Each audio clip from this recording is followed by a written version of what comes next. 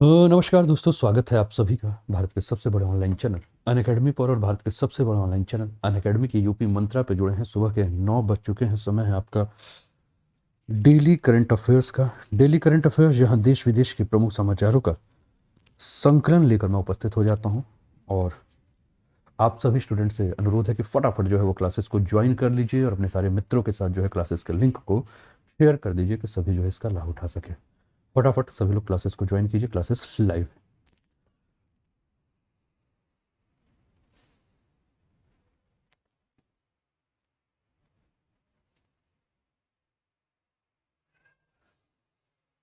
तो स्टार्ट करते हैं दोस्तों आज के सेशन को।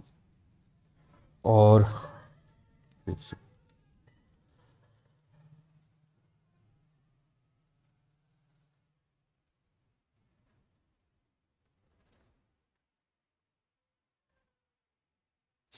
और देखते हैं क्या क्या है आज के लिए इम्पोर्टेंट टॉपिक। उन सभी पर जो है वो चर्चा करते हैं। स्नेहा, रूबी, सचिन, काजल, अनीता पाठक, सभी का स्वागत है, सभी का अभिनंदन है।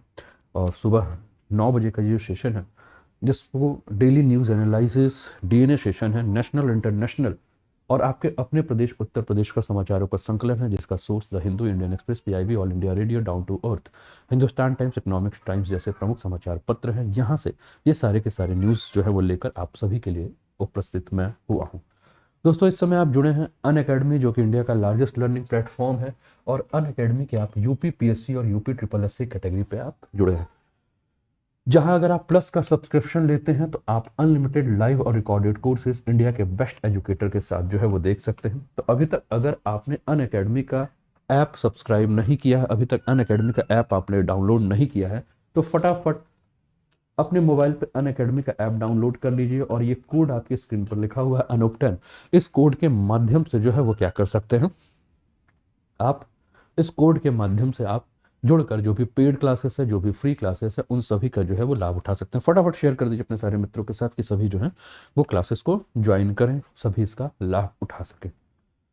दोस्तों, ये मेरा क्वालिफिकेशन और साथ में ये टेलीग्राम आईडी दिख रहा है। तो अभी तक आप लोग इस टेलीग्राम में नहीं जुड़े हो तो इस टेलीग्राम आईडी के माध्यम से भी जुड़ जाइए, जहाँ की आपको जो भी क्लासेस हैं उसके पीडीएफ्स आपको समय पर मिल सके, या अतिरिक्त जो भी जानकारी है बैचेस से रिलेटेड, क्लासेस से रिलेटेड, वो भी आपको जानकारी यहाँ मिल सके। दोस्तों, आप में से बहुत सारे स्टूडेंट ऐसे हैं जो कि तैयारी शुरू करना चाहते हैं, प्रिपरेशन शुरू करना चाहते हैं, लेकिन दिक्कत यह है कि अपनी शुरुआत हम कहाँ से करें, इसको लेकर आप काफ़ी ज़्यादा कंफ्यूज हैं। या अनअकैडमी पे सब्सक्रिप्शन लेना है, सब्सक्रिप्शन कैसे लें, सब्सक्रिप्शन लेने का प्रोसेस क्या है, इसको भी लेकर आप कंफ्यूज हैं। या नए ऑफर क्या चल रहे हैं, इसको भी लेकर आप कंफ्यूज हैं। तो दोस्तों, आप सभी के लिए अनअकैडमी ने जो है एक काउंसलर उपलब्ध कराया है, जिस काउंसलर का कॉन्टैक्ट नंबर आपके स्क्रीन पर दिख रहा होगा 8585858585, यानी कि 5 बार 85, 5 टाइम्स 85 पे आप कॉल करेंगे तो अनअकैडमी के काउंसलर जो है वो आपके सारी शंकाओं का समाधान करेंगे। आपको जो कोड बताना है वो कोड अनूप 10 का प्रयोग करके आप उनके साथ टच में आ सकते हैं, उनको अपनी बातें जो है वो बता सकते हैं। तो चलिए स्टार्ट करते हैं दोस्तों आज के सेशन को। और पहला न्यूज जो है वो द हिंदू से लिया हुआ न्यूज है TRS MPs move privilege motion against PM Modi over comments on Telangana formation. तो जो टीआरएस है, टीआरएस पार्टी के जो एमपीज हैं वो क्या है कि एक प्रिविलेज मोशन किसके खिलाफ, प्रधानमंत्री मोदी जी के खिलाफ जो है एक प्रिविलेज मोशन लेकर आ रहे हैं। ठीक है, और किस पे, उन्होंने तेलंगाना के निर्माण पर जो एक कोई कमेंट किया है उसी को संदर्भ में रखते हुए। ठीक है, इस पर हम चालू करते हैं अपना सेशन। द्रक्षा, शिव, प्रीति, स्वागत है आप सभी का। और फटाफट अपने सारे मित्रों के साथ क्लासेस के लिंक को एक बार शेयर कर दीजिए। जो भी स्टूडेंट कुछ और भी काम कर रहे हैं तो क्लास को ऑन करके बस देखते रहिए। और अगर आप फ्री हैं, केवल क्लास पे फोकस है, तो अपना कॉपी पेन जो है वो अपने साथ तैयार रखिए। तो प्रिविलेज मोशन यानी कि विशेषाधिकार प्रस्ताव, आइए इस पर हम चर्चा करते हैं कि विशेषाधिकार प्रस्ताव क्या है।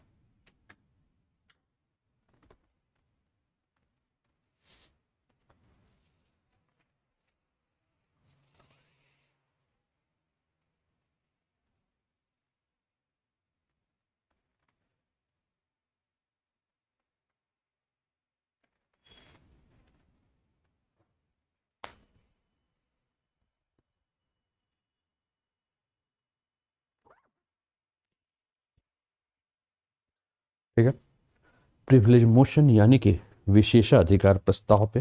मौसम ठंडा है, ठीक है, चलिए इस पर हम लोग चर्चा करते हैं।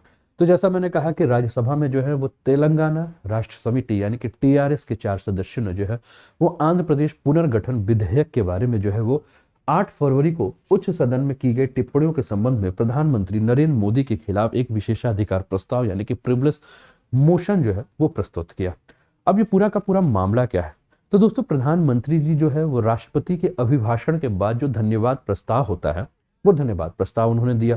अब इन धन्यवाद प्रस्ताव में उन्होंने वर्ष 2014 में आंध्र प्रदेश से जो कटकर एक नया राज्य बना जिसको कि हम तेलंगाना के नाम से जानते हैं, तो इन्होंने तेलंगाना और आंध्र प्रदेश के विभाजन के लिए जो अपनाई गई संसदीय प्रक्रिया है उसके ऊपर जो है वो प्रधानमंत्री मोदी ने जो है वो सवाल उठा दिया।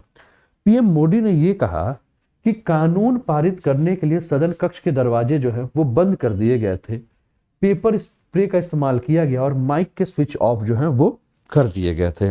मतलब 2014 में जब आंध्र प्रदेश को 2 भागों में विभाजित किया गया, तो आंध्र प्रदेश को 2 भागों में विभाजित करने के लिए जो है वो क्या कर दिया गया था कि सदन के सारे दरवाजे बंद कर दिए गए, कोई बाहर ना जा सके और बाहर का कोई अंदर ना आ सके। पेपर स्प्रे का इस्तेमाल किया गया और माइक को बंद कर दिया गया, है ना।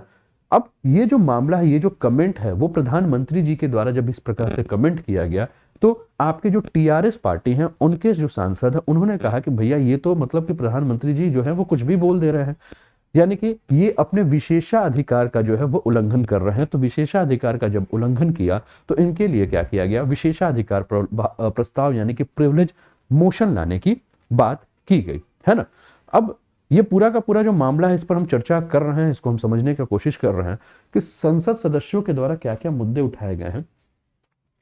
तो संसद सदस्यों ने यह कहा कि प्रधानमंत्री जी का जो ये बयान है 2014 में, जो कि आंध्र प्रदेश से एक अलग राज्य तेलंगाना के निर्माण के संदर्भ में, और उन्होंने कहा कि संसदीय प्रक्रियाओं को अपनाने के लिए जिस प्रकार से मार्ग अपनाया गया है यह संसद भवन का सबसे खराब और सबसे तिरस्कारपूर्ण तरीके से दिखाने का एक प्रयास है और सदन की प्रक्रियाओं को और कार्यवाही और उसके कामकाज को बदनाम और अपमानित करने वाला है, ठीक है ना। इन लोगों ने सीधे, जो टीआरएस के सांसद हैं उन्होंने सीधे कहा कि ये संसद का कुल मिलाकर क्या है, एक प्रकार से संसद की कार्यवाही को जो है वो अपमानित किया जा रहा है, यानी कि प्रधानमंत्री जी के द्वारा जो बातें कही जा रही हैं वो कहीं ना कहीं जो है वो संसद की गरिमा को जो है वो क्या कर रहा है, नुकसान पहुंचा रहा है। अब प्रधानमंत्री जी का जो वक्तव्य था, कहा जा रहा है कि प्रधानमंत्री जी का जो वक्तव्य है वो संसद सदस्यों और पीठासीन अधिकारियों के सदन में उनके आचरण को दोष खोजने के बराबर था। कुल मिलाकर यह कहा गया कि मान लीजिए कि प्रधानमंत्री जी ने 2014 की बात उठाई, इन्होंने कहा कि तेलंगाना का निर्माण जो है एक तरह से जो है वो जबरदस्ती हुआ था, कानून का सही से पालन नहीं हुआ था, संसदीय जो भी गतिविधियां उनको सही से पालन नहीं किया गया था और जोर जबरदस्ती जो है वो सांसदों का पर दबाव देकर जो है इस पर स्वीकृति की गई। तो कुल मिलाकर जो टीआरएस के जो सांसद है वो सीधे ये कह रहे थे कि इसका मतलब कि प्रधानमंत्री जी ये कह रहे हैं कि संसद के जो भी सदस्य हैं और आपके संसद के जो पीठासीन अधिकारी हैं, ठीक है ना, इन्होंने जो भी कार्य किया उनका कार्य या उनका आचरण जो है वो क्या है, द्वेष से भरा हुआ है या दोषपूर्ण है। यहां तक कि कुछ सदस्यों के द्वारा यह भी कहा गया कि ये जो भी आपका मामला है, जो भी आचरण है, ये विधि विरुद्ध अथवा हंगामे को रोकने के लिए पीठासीन के जो भी अधिकारी थे उन्होंने जो दरवाजा बंद किया था, वो दरवाजा बंद करने का जो निर्णय था वो किस लिए था कि किसी भी प्रकार का विधि विरुद्ध हंगामा ना हो पाए या किसी भी प्रकार का कोई भी ऐसा कोलाहल ना मचे जो जिससे कि संसदीय गतिविधियां, संसद की जो भी कार्यवाही चल रही है उसको सुचारू रूप से ना चलाया जा सके। यह वक्तव्य सदन की अवमानना के समान और विशेषाधिकार पर क्या करता है, प्रश्न चिन्ह लगाता है। संसदीय विशेषाधिकार क्या होते हैं, है ना। इंडियन पॉलिटी का ये टॉपिक है जो कि आपके स्क्रीन पर इस समय चल रहा है। आपके दिमाग में अगर प्रश्न उठे कि सर ये कौन से पेपर से है, तो आप समझ लीजिए general studies paper 2, Indian polity, संसदीय गतिविधियां, संसद के कार्य से संबंधित जो आप टॉपिक देखते हैं या संसद करके आप जो चैप्टर देखते होंगे, अगर आप बुक देखेंगे इंडियन पॉलिटी का तो उसमें संसद करके एक टॉपिक है, तो संसद की कार्यवाही किस प्रकार से हो, है ना, उसके अंदर ये सारे के सारे टॉपिक आपके लिए आएंगे। शुभज्ञ वर्मा, शिल्पी पांडे, स्वागत है। ठीक है, फटाफट जुड़ते चलिए, अपने सारे मित्रों को भी जोड़ते चलिए। संसदीय विशेषाधिकार क्या होते हैं, ठीक है ना, क्या होते हैं आपके पार्लियामेंट्री प्रिविलेज। तो दोस्तों संसदीय विशेषाधिकार जो है वो संसद के सदस्यों को व्यक्तिगत और सामूहिक रूप से प्राप्त कुछ क्या है, अधिकार है, ठीक है ना, ताकि वो अपने कार्यों को जो है वो प्रभावी ढंग से निर्वहन कर सके, बिना किसी दबाव के जो है वो अपने कार्यों को कर सके।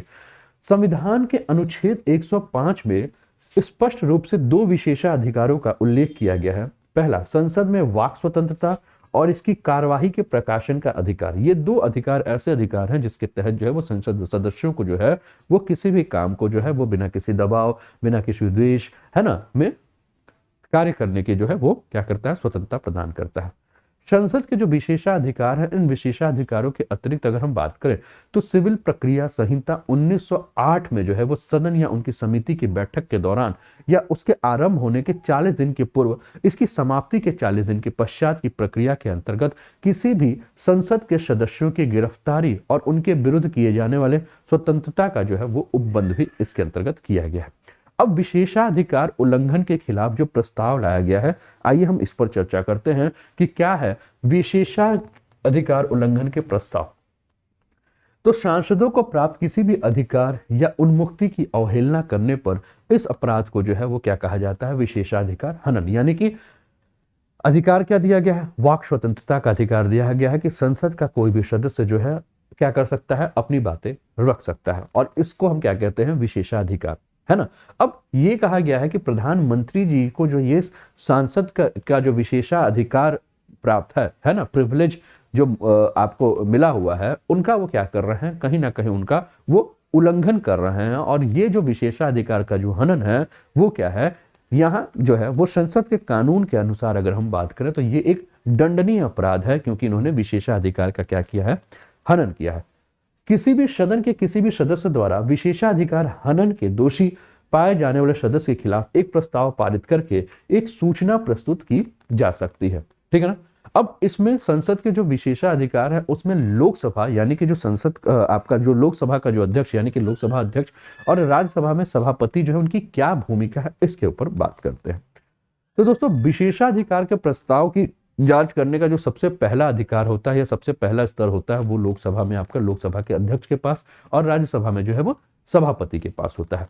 लोकसभा का अध्यक्ष या राज्यसभा का जो सभापति है वो विशेषाधिकार प्रस्ताव पर जो है वो स्वयं निर्णय ले सकता है या संसद के विशेषाधिकार समिति के पास जो है इसको भेज सकता है, ठीक है ना। यदि लोकसभा या राज्यसभा जो है वो संगत नियमों के तहत प्रस्ताव पर अगर सहमति दे देते हैं तो संबंधित सदस्य को जो है वो प्रस्ताव के संदर्भ में जो है एक संक्षिप्त जो है वक्तव्य देने का जो है वो अवसर दिया जाता है कि वो व्यक्ति भी अपनी बातों को जो है वो सही तरीके से रख सके कि वो उसके कहने का अर्थ क्या था, ठीक है।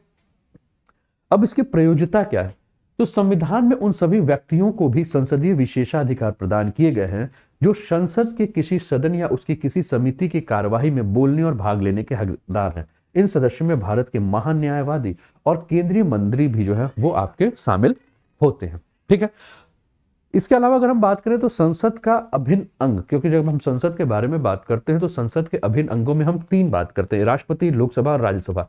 लेकिन संसद का अभिन्न अंग होने के बाद भी राष्ट्रपति को जो है वो संसदीय विशेषाधिकार जो है वो प्राप्त नहीं है, और राष्ट्रपति के लिए जो है वो संविधान के अनुच्छेद 361 में जो है वो क्या किया गया है, विशेषाधिकार का प्रावधान जो है वो किया गया है। तो आपके लिए दो आर्टिकल इंपॉर्टेंट आपको दिख गए, है ना। एक आपका संविधान का अनुच्छेद 361 आपको नजर आ रहा होगा, और दूसरा जो मैंने आपको एक आर्टिकल और भी आपको बताया था, है ना,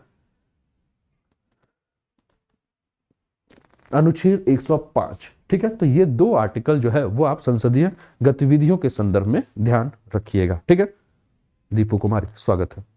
आई होप कि सभी लोग जो है इसको समझ रहे होंगे, सभी लोग जो है इसको एंजॉय कर रहे होंगे, ठीक है। क्लियर है? एक बार मुझे कमेंट करके आप लोग बता भी दीजिए कि सभी कुछ जो है वो क्लियर चल रहा है, ठीक है।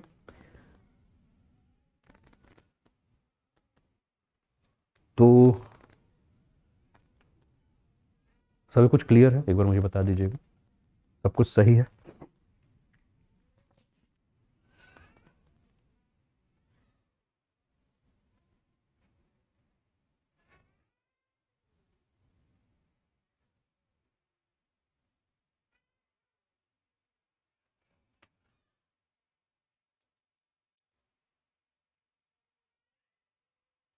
तो आज का मोटिवेशनल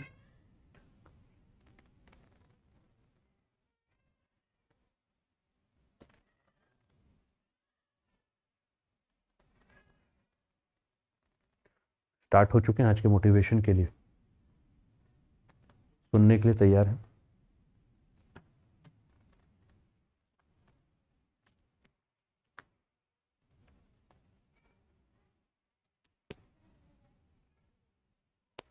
तो जिनको रिकॉर्ड करना है वो रिकॉर्ड भी करना शुरू कर दें।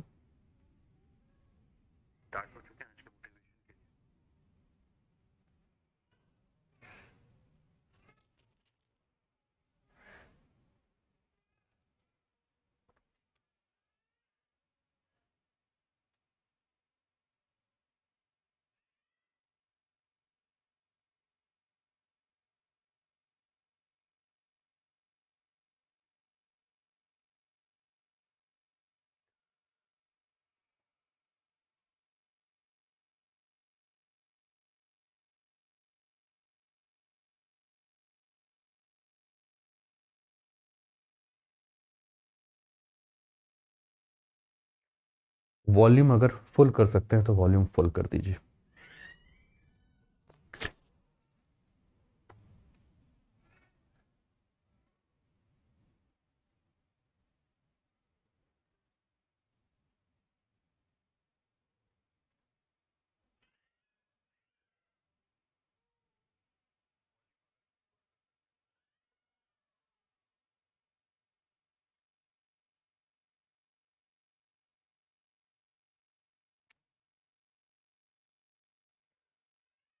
दोस्तों, दिन प्रतिदिन हम क्या देखते हैं कि जब हम किसी भी कार्य के लिए जब शुरुआत करते हैं तो कई बार क्या होता है कि हमारा जो मनोबल होता है वो कमजोर हो जाता है। कई बार हमारा मनोबल जो है वो हमारी सफलता को प्राप्त करने से पहले ही जो है वो इतना टूट जाता है कि जो सफलता बहुत आसानी से प्राप्त हो सकती थी या जिस सफलता के लिए हम लगे हुए हैं उस सफलता के करीब पहुंच चुके हैं,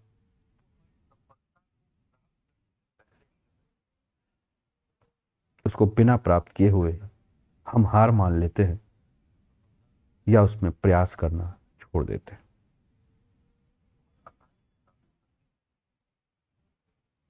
तो उसी के संबंध में मैं कुछ पंक्तियां आप सभी के मनोबल को वृद्धि करने के लिए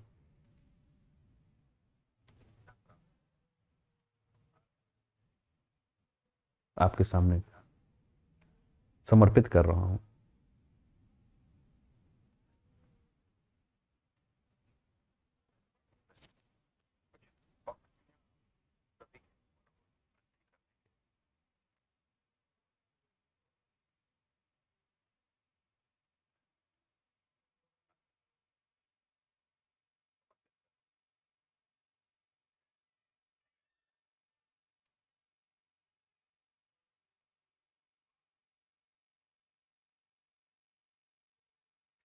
धरा हिला गगन गुजा, धरा हिला गगन गुजा, नदी बहा पवन चला, विजय तेरी, विजय तेरी, ज्योति सी जल चला।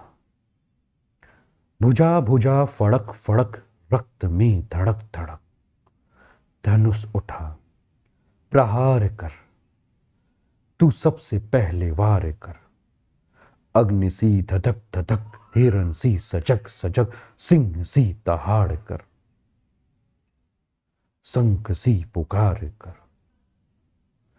रुके न तू, थके न तू, रुके न तू, थके न तू,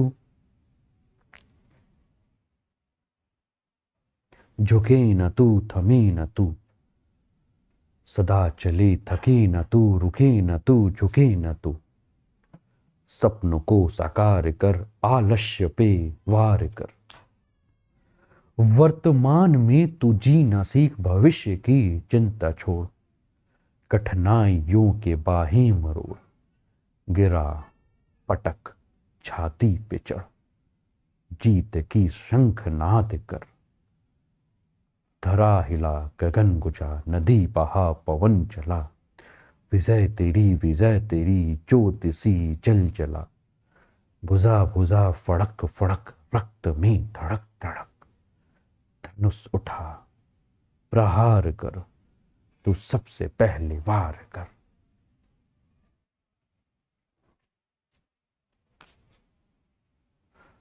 दोस्तों मैंने कहा ना कि कई बार आप जब अपनी तैयारियों को शुरू करते हैं तो आपका मनोबल जो है वो सफलता के पहले ही जो है वो टूट जाता है। तो आप सभी को जो है ये हरिवंश राय बच्चन की चंद लाइनें थी जो कि समर्पित करते हुए एक संदेश था कि दोस्तों आपको अपने परिश्रम, अपनी मेहनत के माध्यम से जो है वो इतना ज़्यादा परिवर्तन ला देना है कि आपके परिवर्तन से धरा हिल जाए, गगन गूंज जाए। आप कभी रुके नहीं, आप कभी झुके नहीं, आप कभी टूटे नहीं, बस आगे बढ़ते चलिए, खूब प्रयास करते रहिए। और प्रयास अगर आप करेंगे तो प्रयास आपका जो है वो निष्फल नहीं जाएगा।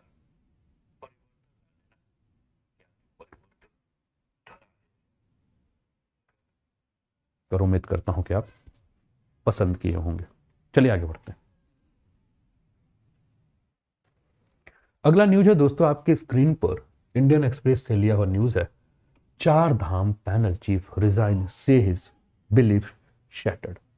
In his resignation letter to the Secretary General of the Supreme Court on January 27, Chopra referred the Apex Court's December 2021 order that accepted the wider road configuration to meet defense needs instead of what the HPC had recommended and the SC accepted in its earlier order in September 2022. दोस्तों चार धाम आपके screen पर आपको दिख भी रहा है ना, है ना। कौन कौन से चार धाम? तो जहां आपको रेड कलर में दिख रहा है यमुनोत्री, गंगोत्री, केदारनाथ और बद्रीनाथ, है ना। ये आपको क्या दिख रहा है? चार धाम दिख रहे हैं। और इस चार धाम के लिए क्या है, एक हाईवे प्रोजेक्ट जो है वो किया गया था, ठीक है। और ये हाईवे प्रोजेक्ट जो है ऋषिकेश से अगर आप देख रहे होंगे तो ऋषिकेश से आपको यमुनोत्री, ऋषिकेश से आपको एक दिख रहा है जो कि यहाँ धारसू से होकर आपको गंगोत्री, एक दिख रहा है आपको ऋषिकेश से रुद्रप्रयाग होते हुए केदारनाथ, और एक ऋषिकेश से आपको रुद्रप्रयाग होते हुए बद्रीनाथ, है ना। यानी कि इस चारधाम यात्रा की जो शुरुआत है उसके लिए जो मार्ग का जो निर्माण किया जा रहा है वो आपका ऋषिकेश से जो है वो यमुनोत्री, गंगोत्री, बद्रीनाथ और केदारनाथ के लिए। अब इसी के संदर्भ में पूरा का पूरा मामला है ना, चारधाम के संदर्भ में, ठीक है। अब चारधाम जो आपका हाईवे प्रोजेक्ट जो बन रहा था, इस हाईवे प्रोजेक्ट में एक पर्यावरणविद थे जिनका नाम रवि चोपड़ा। इन्होंने चारधाम परियोजना पर जो है वो सुप्रीम कोर्ट की उच्चाधिकार प्राप्त समिति यानी कि एचपीसी हाई पावर्ड कमेटी के अध्यक्ष के रूप में इस्तीफा दे दिया है। और इन्होंने कहा कि उनका विश्वास था कि उच्चाधिकार प्राप्त समिति इस संवेदनशील परिस्थिति की रक्षा कर सकती है जो कि अब टूट चुका है, ठीक है ना। मतलब इनको लगा कि जो उत्तराखंड का जो पर्यावरण है, ठीक है, उसका कहीं ना कहीं जो है संरक्षण नहीं किया जा रहा है, और इस निर्माण के माध्यम से जो है वो क्या है, पर्यावरण के साथ जो है वो छेड़छाड़ करने का प्रयास किया जा रहा है ना। तो उन्हें लग रहा है कि कहीं ना कहीं जो है हमारी जो भावनाएं हैं वो भावनाएं क्या हो रही हैं, आहत हो रही हैं। और इसमें क्या है, इस भावनाओं को आहत करने से उनका विश्वास जो है वो कहीं ना कहीं टूट चुका है। तो उन्होंने कहा कि भैया मुझे अध्यक्ष नहीं बनना है, मुझे भैया यहां से रिजाइन देना, मैं यहां से रिजाइन दे रहा हूं। 27 जनवरी को सुप्रीम कोर्ट के महासचिव को उन्होंने एक लेटर भेजा जो कि उनका रेजिग्नेशन लेटर था, त्यागपत्र था। और इसमें रवि चोपड़ा ने जी ने जो है वो कहा कि दिसंबर 2021 का एक आदेश था, उस आदेश का उन्होंने उल्लेख किया। और उस उल्लेख में इन्होंने कहा कि उच्चाधिकार प्राप्त समिति के द्वारा जो सिफारिश की गई थी उसमें सुप्रीम कोर्ट के द्वारा सितंबर 2020 में जारी पहले आदेश में स्वीकार किए जाने तथा बाद में एचपीसी की सिफारिशों को लागू करने के बजाय रक्षा जरूरतों को पूरा करने का हवाला देकर सड़क मार्ग को चौड़ा करने के लिए सरकार की मांग को स्वीकार कर लिया गया था, ठीक है। अब ये चार धाम जो कि आपकी स्क्रीन पर आपको दिख रहा है ना।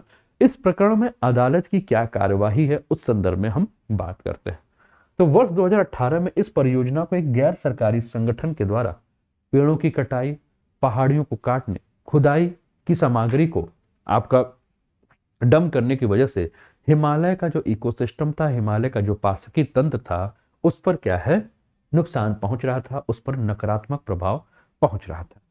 वर्ष 2019 में सुप्रीम कोर्ट के द्वारा परियोजना से जो भी जुड़े मुद्दे थे उसके जांच के लिए रवि चोपड़ा की अध्यक्षता में जो है एक उच्च अधिकार प्राप्त समिति, है ना, यानी कि हाई पावर्ड कमेटी के रूप में जो है इसका गठन किया गया था, और अदालत सितंबर 2020 में सड़क की चौड़ाई आदि पर समिति के द्वारा सिफारिश को जो है वो स्वीकार कर लिया गया था।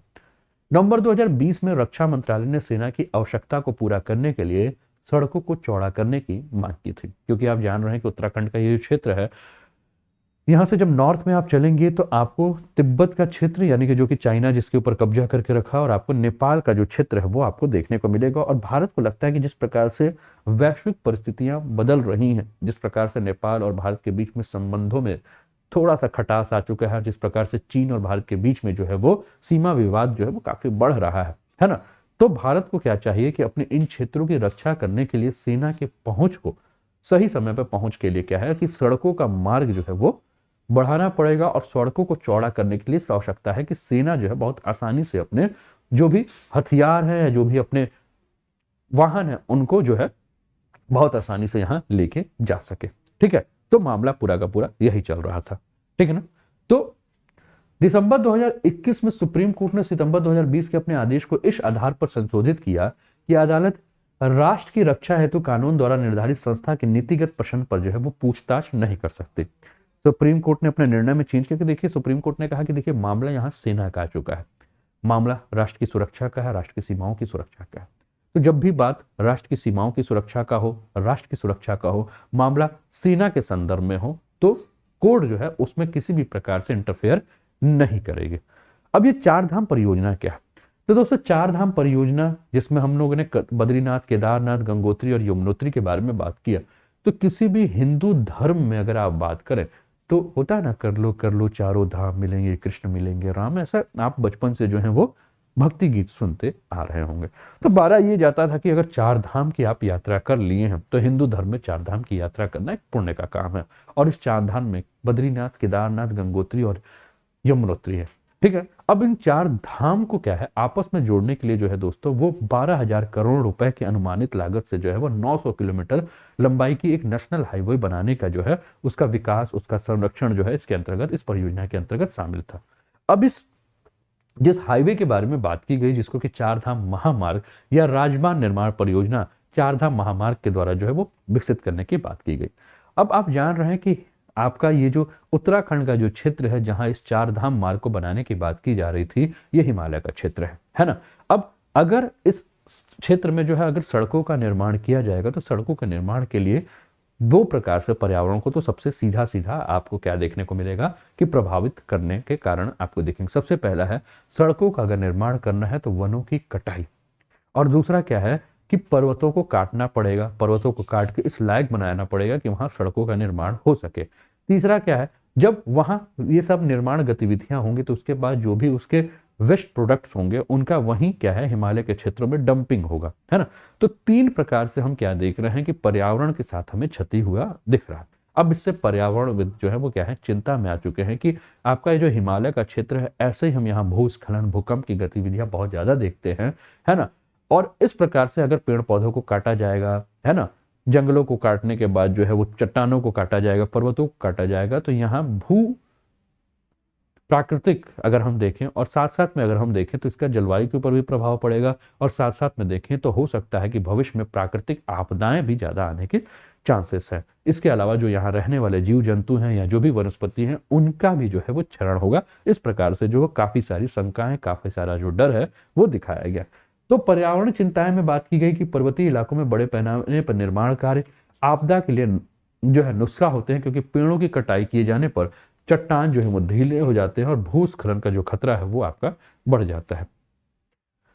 अब इसके लिए जो है वो अनिवार्य पर्यावरण मंजूरी और पर्यावरण प्रभाव मूल्यांकन करना आवश्यक है। कोई भी अगर आपका निर्माण गतिविधि होता है तो इसमें यह देखा जाता है कि अगर इसके पर्यावरण के ऊपर क्या नुकसान पहुंचेगा, है ना, तो इसके लिए क्या करना होता है कि पर्यावरण से जो है विभाग से जो है एक मंजूरी लेनी पड़ती है। ठीक है, तो कहा यह जा रहा है कि इस परियोजना के लिए जो है वो पर्यावरण प्रभाव मूल्यांकन और अनिवार्य पर्यावरण मंजूरी जो है इस परियोजना के लिए जो है वो क्या किया गया है, सही से नहीं किया गया है। और परियोजना के तहत सड़क बनाने के लिए कथित तौर पे 25,000 से अधिक जो है वो पेड़ काटे गए हैं, जो कि पारिस्थितिक रूप से संवेदनशील क्षेत्र के लिए एक गंभीर चिंता का जो विषय है।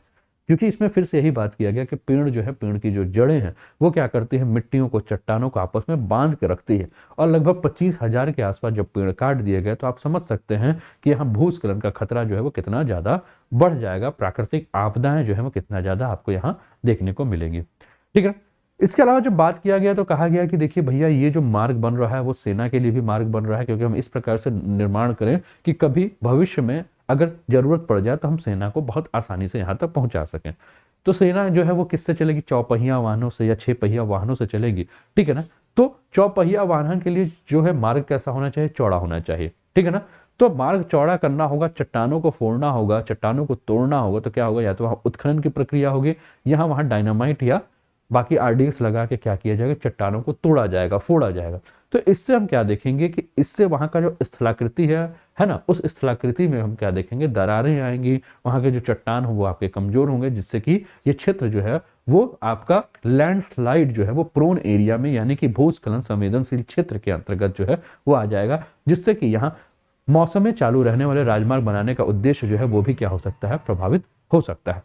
4 धाम परियोजना पे अभी तक क्या क्या हुआ है, तो 4 धाम सड़क परियोजना की आधारशिला प्रधानमंत्री नरेंद्र मोदी जी के द्वारा दिसंबर 2016 में रखी गई थी। इस परियोजना को पर्यावरणीय आधार पर अदालतों में चुनौती दी गई थी, जिसमें याचिकाकर्ताओं ने परियोजना के लिए पर्यावरण मंजूरी में अनियमितताओं का आरोप लगाया और कहा कि मौजूदा मानदंड के उल्लंघन करते हुए परियोजना पर कार्य जो है वो किया जा रहा है। ठीक है, सैम कुरैशी, दीपाली, मुकुल दुबे, सभी का स्वागत है, अभिनंदन। फटाफट जो है अपने मित्रों के साथ क्लासेस के लिंक को भी शेयर करते रहे। इस परियोजना को सितंबर 2018 में राष्ट्रीय हरित प्राधिकरण द्वारा मंजूरी प्रदान की गई, लेकिन इसके आदेश को इस आधार पर अदालत में चुनौती दी गई कि यह आदेश जो है वो मामले की सुनवाई करने वाले पीठ बेंच से अलग अलग पीठ बेंच पर पारित किया गया, जिस पर सुप्रीम कोर्ट ने अक्टूबर 2018 में एनजीटी के आदेश को जो है वो क्या कर दिया गया था, रोक लगा दिया था। सितंबर 2020 में दोस्तों सुप्रीम कोर्ट ने एक रिट याचिका पर सुनवाई करते हुए यह आदेश पारित किया गया था कि केंद्रीय सड़क परिवहन मंत्रालय के 2018 के परिपत्र में निर्धारित 4 धाम परियोजनाओं के लिए राजमार्गों की चौड़ाई 5 मीटर से अधिक नहीं होनी चाहिए, लेकिन रक्षा मंत्रालय ने उसी वर्ष दिसंबर में राजमार्गों की चौड़ाई 10 मीटर किए जाने की अनुमति देने के लिए अदालत के आदेश के संशोधन करने का अनुरोध किया था। ठीक है, जिसके बाद शीर्ष अदालत ने उच्च अधिकार प्राप्त समिति को राजमार्गों की चौड़ाई पर केंद्र सरकार द्वारा पेश किए गए तर्कों पर गौर करने के लिए कहा था। ठीक है, तो ये आपका 4 धाम परियोजना, ये टॉपिक जो है वो आपका इन्वायरमेंट एंड इकोलॉजी से संबंधित है। इन्वायरमेंट एंड इकोलॉजी के लिए जो टॉपिक है इंपॉर्टेंट है ना। चलिए आगे बढ़े, बताइएगा आगे बढ़ा जाए। सचिन सिंह स्वागत है। फटाफट अपने सारे मित्रों के साथ क्लासेस के लिंक को शेयर कर दीजिए कि सभी के सभी जो है वो भी जुड़ जाए।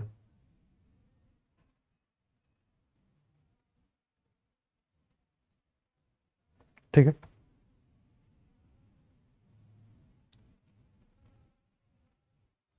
दूसरे समय जुड़े हैं आप अनअकैडमी, और अनअकैडमी का लर्निंग ऐप अगर आपके मोबाइल में नहीं है तो आप अपने मोबाइल में गूगल प्ले स्टोर से अनअकैडमी का लर्निंग ऐप डाउनलोड कर लीजिए, अपने मोबाइल नंबर से इसे रजिस्टर्ड कर लीजिए और मैनेज गोल में UP PSC, UP triple SC पे चले जाइए, है ना।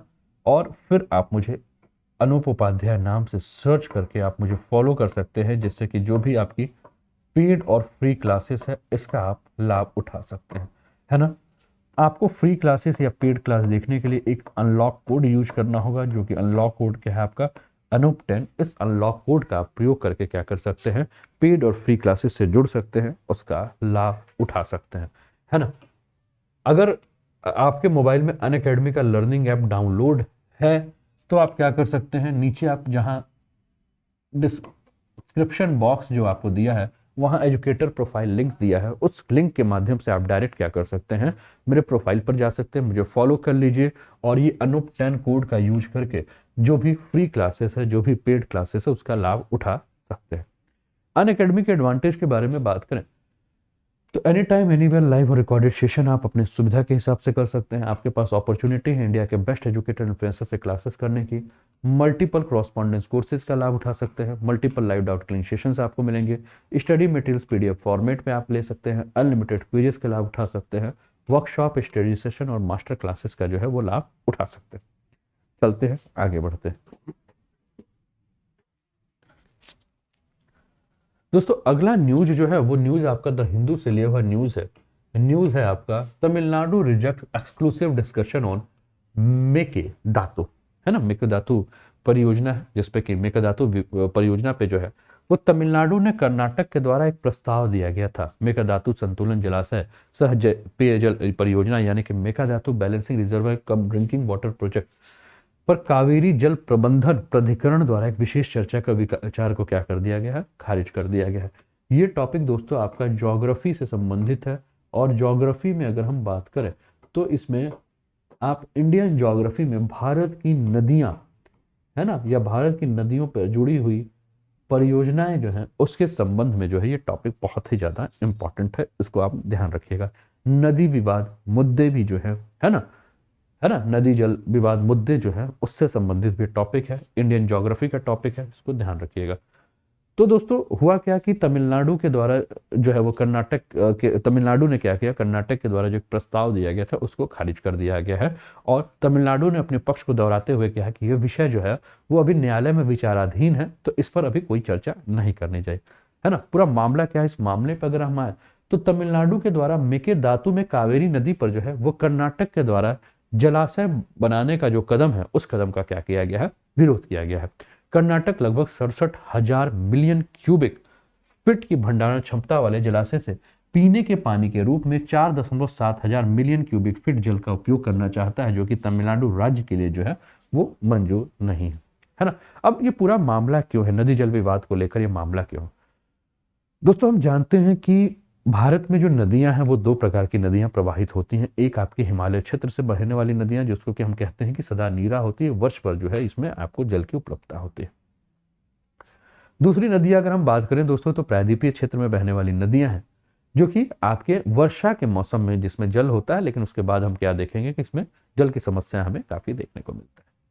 दक्षिण के बहुत सारे राज्यों में जो है जो कि आप प्रायद्वीपीय क्षेत्र की बहने वाली नदियां हैं, तो यहाँ समस्या किसकी हो जाती है, जल संकट की समस्या हो जाती है, और उसमें पेय जल संकट और सिंचाई के जल संकट की समस्या हो जाती है। दक्षिण भारत में बहने वाली जो नदियां हैं उनमें से एक नदी जिसके बारे में हम चर्चा कर रहे हैं, कावेरी नदी, ठीक है। तो इस कावेरी नदी को लेकर तमिलनाडु और कर्नाटक के बीच में जो है वो काफी वर्षों से जो है वो विवाद चल रहा है ना, जिसपे बांध बनाए जाना और बहुत सारी समस्याएं हैं, ठीक है। अब इस विवाद को अगर हम बात करें तो ये विवाद जो है वो आपका इस समय कोर्ट में चल रहा है, लेकिन कर्नाटक ने क्या किया कि एक पहल की, और कर्नाटक ने कहा कि हम आपको साथ क्या कर रहे हैं, एक पहल कर रहे हैं और हमारी तरफ से ये आपके लिए जो है योजना है। लेकिन तमिलनाडु ने सीधे कहा कि देखो भैया अभी जो है मामला चल रहा है कोर्ट में, तो अभी हम लोग इस विचाराधीन मामले में जो है कोई चर्चा ना करें तो ज्यादा अच्छा रहेगा। कोर्ट का जो फैसला होगा उस फैसले पे हम क्या करेंगे, विचार करेंगे, ठीक है ना। तो कर्नाटक सरकार का कहना है कि मेगाधातु परियोजना से कोई खतरा नहीं है और राज्य द्वारा इस परियोजना को शुरू किया जाएगा। कर्नाटक और तमिलनाडु के मध्य जो जल बंटवारा है, इस बंटवारे के अनुसार देखें तो कर्नाटक द्वारा कावेरी नदी के पानी को 3 स्रोत से जो है वो छोड़ा जाना अपेक्षित है, ठीक है ना।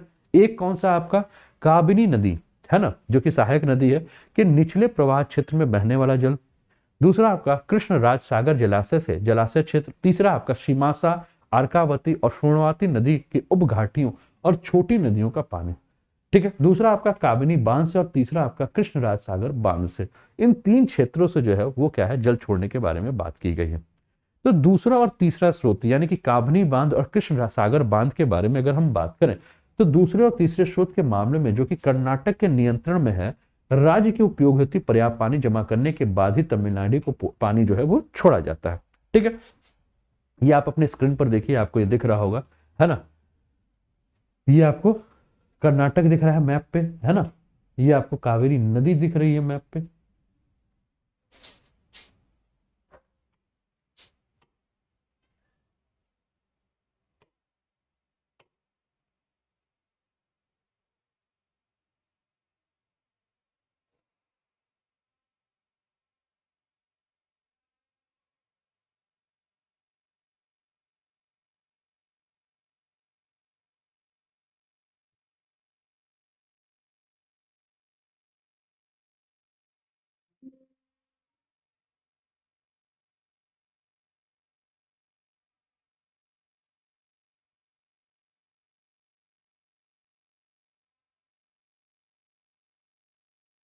एक सेकंड लाइन पर,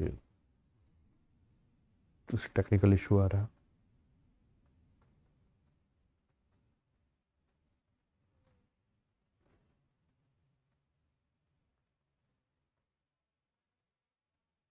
ठीक है ना, क्लियर है सभी को? ठीक है ना। तो ये आपको कर्नाटक नदी दिख रहा है, ये आपको कावेरी नदी दिख रहा है, कावेरी नदी का मार्ग दिख रहा है ना। और ये आपको क्या है, तमिलनाडु का जो क्षेत्र जो है वो आपको दिख रहा है। तमिलनाडु के जस्ट पीछे आपको यहाँ केरल दिख रहा है, ऊपर देखेंगे तो आपको आंध्र प्रदेश जो है वो दिख रहा है। तो ये जो कावेरी नदी आपको जो मार्ग दिख रहा है दोस्तों, एक लाइन में बना के दिखा देता हूँ आपको, है ना।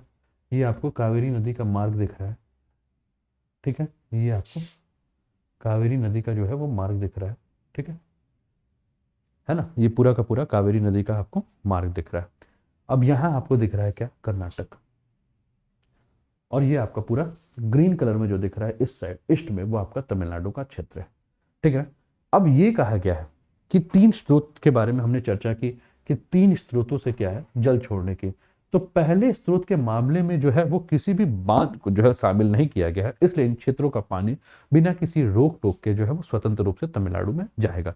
लेकिन दूसरे और तीसरे स्रोत में क्या बात किया गया है, बांध के बारे में बात किया जा रहा है, और कहा जा रहा है कि कर्नाटक जो है जब अपने उपयोग के लायक जल का भंडारण कर लेगा तो उसके बाद जो बचा खुचा जल होगा वो आपको तमिलनाडु को भेजेगा, और तमिलनाडु जो है इस पर तैयार नहीं। तमिलनाडु राज्य सरकार को लगता है कि कर्नाटक के स्रोत को भी मेगादेतु बांध के माध्यम से अवरुद्ध करने की जो है वो क्या कर रहा है, साजिश कर रहा है। मेगादेतु उस क्षेत्र का अगर हम बात करें तो अंतिम मुक्त बिंदु प्रतिनिधित्व करता है जहां से कावेरी की ऊपरी धारा का पानी कर्नाटक से जो है वो तमिलनाडु राज्य में जो है वो अप्रतिबंधित क्या करता है, प्रवाहित होता है। अब इसके समाधान के लिए उपाय क्या है जिस पर चर्चा की जा रही है। तो केंद्र सरकार का कहना है कि इस परियोजना के लिए कावेरी जल प्रबंधन प्राधिकरण की अनुमति लेना जो है वो क्या है आपका आवश्यक है। यानी कि आपका जो कावेरी जल प्रबंधन प्राधिकरण, कावेरी वाटर मैनेजमेंट अथॉरिटी, जिसको कि हम शॉर्ट में CWMA कहते हैं, है ना, इसकी अनुमति जो आवश्यक है। ये आपकी स्क्रीन पर आपको दिख रहा है ना। एक और भी मैप है, आप यहाँ देख रहे हैं कावेरी, और यहाँ आपका मेगादेतु प्रोजेक्ट जो कि आपका तमिलनाडु और कर्नाटक के बॉर्डर पे जो है इस परियोजना के लिए जो है वो मेगादेतु प्रोजेक्ट जो है वो लगाया गया, ठीक है ना। अब तमिलनाडु और कर्नाटका के बीच में जो है वो मेगादेतु का मामला है। Karnataka wants to build a reservoir across the river Kaveri near Mekedatu in Karnataka taluk, sorry Kanakapura taluk. तो कनकपुरा तालुक के पास मेगादेतु में जो है वो कर्नाटका क्या चाहता है कि एक जलाशय निर्माण करना चाहता है, किसके ऊपर, कावेरी के ऊपर। State claims that the dam will meet the drinking needs of Bengaluru beside generating 400 megawatt power. अब इसके लिए कर्नाटक क्या कह रहा है कि कर्नाटक ये कह रहा है कि ये जो परियोजना बन रही है, इस परियोजना के माध्यम से हम क्या करेंगे कि बेंगलुरु के लिए जो पेयजल है उसकी आवश्यकता को पूरा करेंगे, और साथ साथ में 400 मेगावाट बिजली उत्पादन के क्षेत्र में भी हम क्या करेंगे, काम करेंगे, ठीक है ना। अब ये इसका प्रभाव तमिलनाडु पे कैसे पड़ेगा। Tamil Nadu government, farmers, opposition party and Tamil outfits have oppose the project, ठीक है ना। They say the dam would reduce flow of water from Kaveri to Tamil Nadu, hitting hard livelihood farmer in Delta district। तो तमिलनाडु के जो लोग हैं, है ना, या जो भी इसका विरोध कर रहे हैं, वो क्या कह रहे हैं कि अगर मेघादातु प्रोजेक्ट पे अगर जो जलाशय का निर्माण करता है कर्नाटक, है ना, जिसपे वो बेंगलोर के लोगों के लिए जो है, बेंगलोर के निवासियों के लिए जो जल की आवश्यकता, पेयजल की आवश्यकता का पूरा करता है, तो इसके माध्यम से क्या होगा, इस जलाशय या इस बांध के निर्माण के माध्यम से जो कावेरी नदी में जो जल का प्रवाह है, वो जल का प्रवाह जो है वो आपका कम हो जाएगा। और इससे हम क्या देखेंगे कि तमिलनाडु के जो लोग हैं उनका और खासकर जो फार्मर्स हैं आपके, कहाँ, डेल्टा क्षेत्र में। कौन सा डेल्टा क्षेत्र, आपकी स्क्रीन पर ये दिख रहा होगा, ये कावेरी नदी के द्वारा बनाया हुआ डेल्टा आपको आपकी स्क्रीन पर दिख रहा होगा। तो ये जो डेल्टा क्षेत्र में रहने वाले हैं, क्योंकि पानी का प्रवाह कम होगा और पानी का प्रवाह कम हो जाएगा तो इनके लिए समस्या उत्पन्न हो जाएगी। बट कर्नाटका से it would only tap surplus water and not draw from Tamil Nadu share. Karnataka कह रहा है कि वो क्या करेगा, केवल जो जल आधिक्य है उसका प्रयोग करेगा, वो तमिलनाडु को जितना जल भेजने की बात की गई है उसमें किसी भी प्रकार का रोक टोक नहीं करेगा, उस जल को कहीं से भी बाधित नहीं करेगा, ठीक है। अब ये तो हमने तमिलनाडु वर्सेस कर्नाटका को देखा। एक मामला और भी आप आ जाइए, है ना, जो कि मामला क्या है, ठीक है, तमिलनाडु वर्सेस केरला का है, ठीक है ना, चेक डैम अक्रॉस रिवर्स भवारी। ये तो हमने क्या देखा, कावेरी नदी का विवाद देखा। एक आप क्या देख रहे होंगे कि एक यहां आपको, ये आपको केरल नजर आ रहा है, ठीक है, और ये आपको तमिलनाडु नजर आ रहा है। अब केरल तमिलनाडु की सीमा पे एक क्षेत्र है जिसको हम क्या कहते हैं, जिसका नाम है भरवनी। क्या नाम है, भरवनी। अब केरल और तमिलनाडु के बीच में भी हम क्या देख रहे हैं कि नदी विवाद मुद्दा हमें देखने को मिल रहा है। तो Kerala plans to construct 6 check dams across the interstate river Bhavani. अब ये जो इंटरस्टेट रिवर है, यानी कि अंतरराज्यीय जो नदी है जिसका नाम भावरी है, जो कि तमिलनाडु और केरल के बीच में प्रवाहित होती है, इसके ऊपर केरल क्या चाह रहा है कि 6 बांध जो है वो बनाना चाह रहा है। 2 हैव बीन कंप्लीटेड, 2 जो तैयार हो चुका है। 1 एट अ थेकुवटी नियर अट्टापड्डी,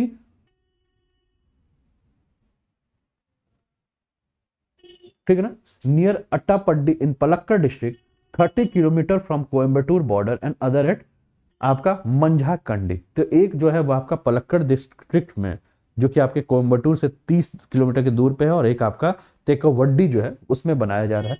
केरला से check dam will utilise 6 TMC water awarded from the Bhavani basin by the Kaveri tribunal 10 years ago. The supreme court had ratified the verdict, ठीक है ना। तो अब ये तमिलनाडु को कैसे प्रभावित करेगा, तो farmer in Coimbatore, arrowed and Tiruppur fear the water flow would go down in Bhauri flowing into Tamil Nadu once the check dam were built on the Kerala side. तो वही सेम प्रॉब्लम, यही किसानों को यही लग रहा है कि अगर केरल में इस प्रकार का निर्माण हो जाएगा तो प्रॉब्लम क्या हो जाएगी, प्रॉब्लम ये हो जाएगी कि तमिलनाडु को, किसानों को जो है वो क्या है, कम जल मिलेगा, ठीक है ना, ठीक है ना। इसके बाद तीसरा जो एक विवाद है, नदी जल विवाद जो है, वो एक नदी और है जो कि तमिलनाडु और आंध्र प्रदेश में बहती है। आपको दिख रहा होगा, ठीक है ना, ये आपको आंध्र प्रदेश नजर आ रहा है, ये तमिलनाडु, ठीक है ना। यहां आपको दिख रहा है एक नदी दिख रही है जिसका नाम है पलर, ठीक है ना। तो पलर नदी जल विवाद आपको दिख रहा है ना। तो 3 नदियों के जल विवादों के बारे में हम बात कर रहे हैं, और मैंने कहा कि ज्योग्राफी के लिए टॉपिक बहुत ही ज्यादा इंपॉर्टेंट है।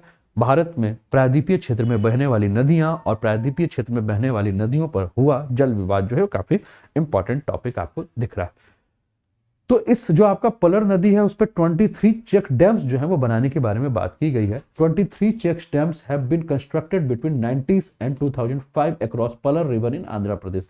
आंध्र प्रदेश में पलर नदी पे जो है वो 1990 से लेकर 2005 तक, है ना, यानी कि 25 साल में अगर हम बात करें तो 23 जो है वो आपका क्या है, आपके चेक डैम बनाने की बात की गई है। The Andhra Pradesh government has raise height of at least 6 check dam over last 1 year to double their water shortage level. अब आंध्र प्रदेश ने क्या किया है कि उसके जो 6 चेक डैम है उसकी जो ऊंचाई है उसको क्या कर दिया है, बढ़ा दिया गया है। उसके पीछे कारण क्या बताया गया है कि हमारे यहाँ जो जल की आवश्यकता है उस आवश्यकता को हम पूरा नहीं कर पा रहे हैं, तो जल के भंडारण को बढ़ाने के लिए हमने क्या किया कि इस चेक डैम की ऊंचाई को जो है हमने बढ़ा दिया, ठीक है। A new check dam has been built across the Palar near गिग्गे पानी पेंटा, ये कोई चित्तूर जिला में कोई एक जगह है ना, आप समझ ही रहे हैं साउथ का जो नाम है, ठीक है ना। तो चित्तूर जिला है, चित्तूर जिला में जो है, तो वहां बात क्या हो रही है कि एक नया जो है वो आपका चेक डैम बनाने की बात। अब इससे तमिलनाडु कैसे प्रभावित होगा, तो Tamil Nadu contents that Andhra is aggressively raising the height of the check dam to curtail water flow into Tamil Nadu. Tamil Nadu का यही कहना है कि आंध्र प्रदेश जितनी तेजी से, है ना, चेक डैम की ऊंचाई को बढ़ा रहा, इससे क्या है, तमिलनाडु में जल की समस्या आ जाएगी। तो कुल मिलाकर आपने देखा किस प्रकार से कर्नाटक, केरल और आंध्र प्रदेश के साथ जो है वो तमिलनाडु का जल सीमा जो है विवाद है, या जलों के हस्तांतरण को लेकर विवाद है ना। तो ये पूरा मामला मुझे उम्मीद है कि आप समझ गए होंगे कि किस प्रकार से कावेरी नदी, है ना, भौरी नदी और आपका पलर नदी, ये 3 नदी को लेकर जो है, जिसमें कावेरी एक बहुत बड़ी नदी है जिसका नाम आप लोग सुनते होंगे, लेकिन इसके अलावा जो 2 और नदियां हैं इसके बारे में भी आप जान जाएं। अब आपके दिमाग में प्रश्न होगा कि सर इस पे प्रश्न कैसे बन सकते हैं, तो दोस्तों इसमें सीधे आपका जो है वो ज्योग्राफी में प्रश्न हो सकता है कि दक्षिण भारत में नदी जल विवाद के ऊपर जो है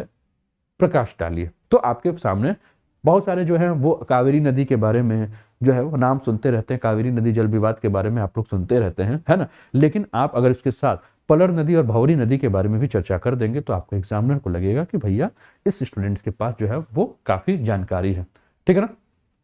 इसका स्क्रीनशॉट अगर आप लेना चाहते हैं तो ले लीजिए, नहीं तो क्लास के बाद तो मैं इसको शेयर करूंगा ही। अब कर्नाटक द्वारा जो एक विस्तृत परियोजना रिपोर्ट भेजी गई, डीपीआर भेजी गई, उसका अनुमोदन के लिए जो है वो CWMA के समक्ष कई बार पेश किया गया, किंतु संबंधित राज्य जो है आपके कर्नाटक और तमिलनाडु के बीच में जो है वो सहमति नहीं बन पाने के कारण जो है इस मुद्दे पे कोई चर्चा नहीं हुई है। साथ ही कावेरी जल विवाद प्राधिकरण के अंतिम निर्णय, जिसे कि सर्वोच्च न्यायालय के द्वारा संशोधित किया गया था, के अनुसार जल शक्ति मंत्रालय द्वारा विस्तृत परियोजना रिपोर्ट पर विचार करने के लिए पहले CWMO की स्वीकृति लेना आवश्यक है। अब यह जो परियोजना है एक अंतरराज्यीय नदी पर पार प्रस्तावित की गई अतः इसे अंतरराज्यीय जल विवाद अधिनियम यानी कि inter state water dispute act के अनुसार परियोजना के लिए नदी के निचले तटवर्ती राज्यों का भी मंजूरी लेना आवश्यक है। अब हम बात करते हैं कि भैया ये मेघधातु परियोजना है क्या। तो दोस्तों मेघधातु एक बहुउद्देशीय जल एवं विद्युत परियोजना है, ठीक है। और ये पूरा मेघधातु प्रोजेक्ट के बारे में एक द हिंदू की कटिंग है जो कि मैं आपके साथ शेयर कर रहा हूं, है ना। एक बार इसके ऊपर बात कर देते हैं। मेघधातु प्रोजेक्ट जो है ना, consented in early 2000 as a hydro electricity, इसको जो है एक जल विद्युत परियोजना के तहत जो है इसके बारे में जो है सन 2000 में इसके बारे में बात की गई थी और propose as a balancing reserve 2013 में जो है एक बैलेंसिंग रिजर्वायर के रूप में इसको प्रपोज किया गया था। कैबिनेट ने जो है इस प्रोजेक्ट को फरवरी 2017 में जो है वो क्लियरेंस दिया था। Project involves construction of balancing reservoir at Mekedatu near Kanakapura in Ramanagara district located about 100 kilometre, Bangalore से लगभग 100 किलोमीटर की दूरी पे जो है इस परियोजना के बारे में जो है वो क्या किया गया, आपका निर्माण के लिए जो है कार्य किया जा रहा है, जिसका मुख्य उद्देश्य क्या है, बेंगलुरु के लिए जल की सुविधा और साथ में 500 मेगावाट जल विद्युत 400 मेगावाट पावर का जो है वो बनाना है, ठीक है। परियोजना के तहत कर्नाटक के रामनगर जिले के कनकपुरा के पास एक संतुलन जलाशय यानी कि बैलेंसिंग रिजर्वायर निर्माण किया जाना जो है प्रस्तावित है, जिसका उद्देश्य जो है वो बेंगलुरु शहर और जिसके ऊपर मैंने बात कर लिया है, ठीक है। तमिलनाडु द्वारा इस परियोजना का विरोध क्यों किया जा रहा है, तो इसके ऊपर भी हमने चर्चा कर ली है कि कावेरी जल विवाद की वही जल की समस्या जो है वो आ जाएगी, है ना, ठीक है। ये आपके स्क्रीन पे एक और इमेज दिख रहा होगा, है ना, ये आप देखिए, ठीक है। ये आपको कावेरी नदी जो है वो दिख रही होगी यहाँ, हसन कृष्ण सागर, है ना, कर्नाटका में प्रवाहित होते हुए। ये मेट्रो डैम आपको दिख रहा है, इरोड, और यहाँ से आपको ये आपको दिख रहा है ना, और इसी के ऊपर जो है ये बेंगलोर दिख रहा है, इसी के 100 किलोमीटर दूर जो है बनाया गया है इसको, ठीक है।